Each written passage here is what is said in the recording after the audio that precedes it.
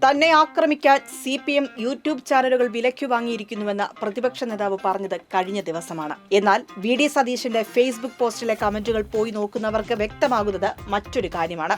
Digital media cell എന്ന പേരിൽ രാഹുലും ഷാഫിയും പോറ്റി വളർത്തിയ ഒരു ക്രിമിനൽ സംഘം സ്വന്തം പ്രതിപക്ഷ നേതാവിന്റെ ചോര കുടിക്കുകയാണ് അവിടെ.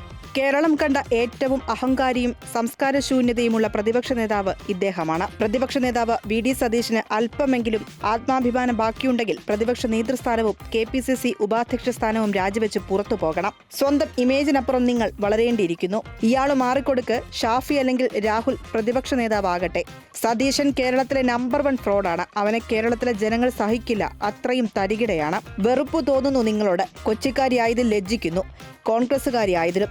ഇത്രയും നാൾ നിങ്ങളെ സപ്പോർട്ട് ചെയ്തതിലും പശ്ചാത്താപം തോന്നുന്നു. കോൺഗ്രസ് പാർട്ടിയുടെ ശാപം. ഓണസദ്യ എങ്ങനെ? നീ ഒന്നും ചെയ്യില്ല. അതിനുള്ള നട്ടല് നിനക്കില്ല. വീടി വെറും ഡയലോഗ് സതീശൻ. ഒരർത്ഥത്തിൽ പ്രതിപക്ഷ നേതാവ് പറഞ്ഞത് ശരിയാണ്. കോൺഗ്രസിന് ഒരു ഡിജിറ്റൽ മീഡിയ സംവിധാനമില്ല.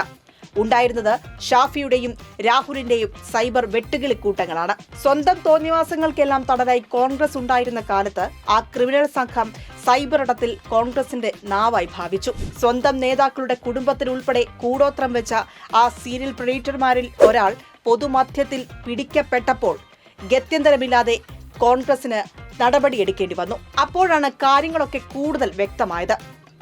സ്വന്തം തോന്നിവാസങ്ങളെ എതിർത്തവരെ ഓരോരുത്തരെയായി ഷാഫിയും രാഹുലും സ്വന്തം വെട്ടുകിളിക്കൂട്ടങ്ങളെ വെച്ച് വെർബൽ റേപ്പ് നടത്തി നിശബ്ദരാക്കാൻ തുടങ്ങി. കോൺഗ്രസിൽ ഈ ക്രിമിനൽ സംഘത്തിന്റെ സ്വൈര്യവിഹാരത്തിന് കുട പിടിച്ചു കൊടുക്കുന്ന VD സതീശന് പക്ഷേ മുഖ്യമന്ത്രി പദം ഉറപ്പിക്കാനുള്ള ഇമേജ് ബിൽഡിംഗിന്റെ ഭാഗമായി രാഹുൽ മാങ്കൂട്ടത്തെ തള്ളിപ്പറയേണ്ടി വന്നു. രാഹുലും ഷാഫിയും അവർ തട്ടിക്കൂട്ടിയ ഡിജിറ്റൽ മീഡിയ സെല്ലിന്റെയും ക്രൗര്യം VD സതീശന് മനസ്സിലാക്കിയെടുക്കാൻ പിന്നെ നിമിഷങ്ങൾ മതിയായിരുന്നു. സൈബർ പോരാളികൾ എന്ന പേരിൽ കോൺഗ്രസ് ഒരു കൊട്ടേഷൻ സംഘത്തെ തീറ്റിപ്പോറ്റുന്നുവെന്ന് ആദ്യം പറഞ്ഞത് വടകര തെരഞ്ഞെടുപ്പ് കാലത്ത് CPM ആണ്. അന്ന് അതിന്റെ ഗുണഭോക്താക്കളായ കോൺഗ്രസ് പക്ഷേ മൗനികളായിരുന്നുവെങ്കിലും ഇപ്പോൾ കോൺഗ്രസിനും കാര്യങ്ങൾ ഏകദേശം മനസ്സിലായിട്ടുണ്ടാകും.